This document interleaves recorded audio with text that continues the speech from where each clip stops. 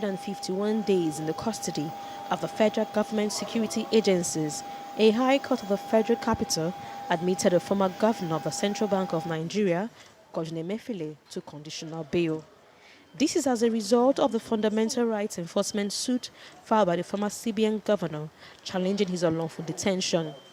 The federal government, in opposing the bail application, had told Justice Adeniyi that the former governor of the CBN will be arraigned on 15th November 2023. The AGF, through his counsel, noted that it will be difficult to bring Mr. Emefiele to court if he is released on bail. The EFCC on the part noted that Mr. Emefiele is not being held arbitrarily. When Mr. Emefiele is arraigned on the 15th November, he can apply for bail. The Anti-Graft Agency also noted that Justice Hamza Mwazu, who is the presiding judge in the case of alleged illegal procurement of vehicles filed against Mr. Emefiele, had asked that Mr. Emefiele be brought to court on 15th November for arraignment. Mr. Emefiele, in his response through his counsel, noted that the charge being referred to by the AGF was filed in August. This goes to show that the AGF from the federal government has concluded the investigation before filing the charge, which is yet to be served on Mr. Emefiele. Mr. Emefiele confirmed to the open court himself that he has not been served with any charge.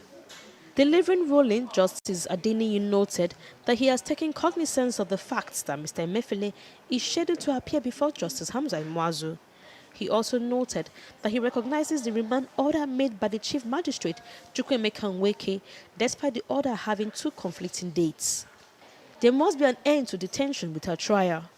Justice Adeniyi subsequently released Mr. Emefiele on bail to his counsel. The court has granted bail, and the court has said he should be in court on the 15th. He is going to be in court on the 15th.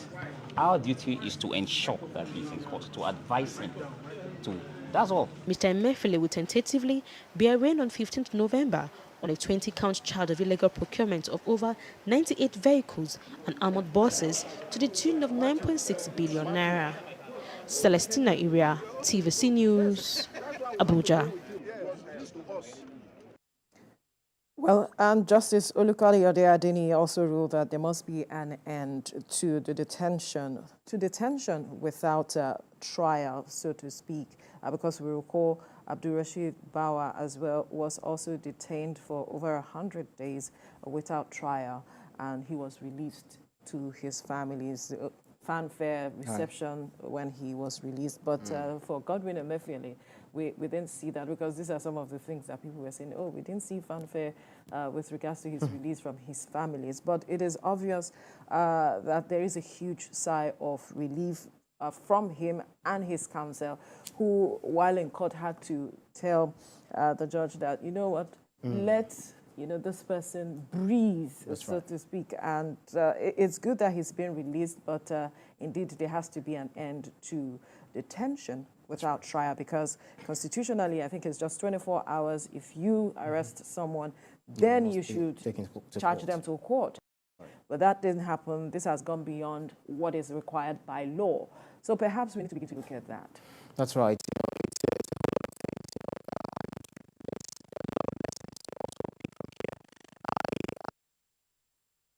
That the current administration says that it will run its government based on the rule of law, which is very, very sacrosanct. But we need to start seeing that play out. Since former CBN Governor Godwin Emefiele and his deputies were sacked, picked up by the DSS, he lingered there tarried there for several days, and then the EFCC picked him up when he felt, he had gotten some respite. The FCC picked him up and then, charged him to court. So maybe because the DSS couldn't handle some of the matters that, some of the allegations that were leveled against him, but the EFCC felt, okay, this is a, financial problem, this is an economic problem, so we are the one who see it. But in all, the fact that the court has already, asked him to submit his passport because of the fear of whether he might, he might run, so all of that. So, and there's a lot of things to learn. When you're holding power, when you're in a position of power,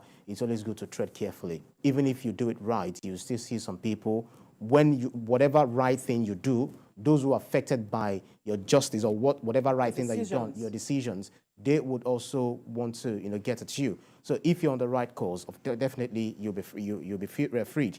But if you're not on the right course, there's always a day for reckoning. But I'm not saying this is reckoning for him, because a lot of Nigerians were not really happy. We saw what happened, during the time where we had, financial crunch. We saw his meddlesomeness in politics, because it's one of the reasons why the National Assembly is saying that if anyone wants to join politics, especially as a CBN governor, you must resign your position to join political affairs, because it's your right, but you can't be sitting on the national treasury, the national money, and still want to run for politics. So we saw all of that, because buying a 100 million naira farm at that time, we all cried out like, this was just too much.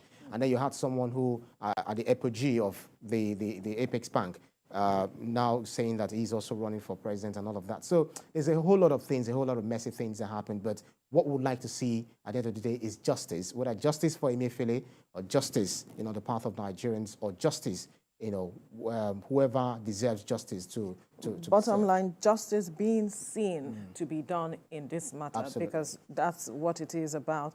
And I hope, because November the 15th is when he's supposed to return to court. That's right. And the EFCC was saying, according to some report, that they were like, it might be difficult for them to bring him to court if he is granted bail, so to speak. That is why they were still keeping him in detention. Right. And then his counsel, talking about Emefiele, was saying that they haven't seen the new charge against him. They haven't received that, and that was why the judge went ahead to say, you know what, let there be an end to detention without trial. So we hope to see what happens in the coming days. November the 15th is just next week. That's right. And we hope that the court will see it, because we recall that NLC is saying they want to go on strike November the 14th. That's right. Across the country and all of that. But what we want to see is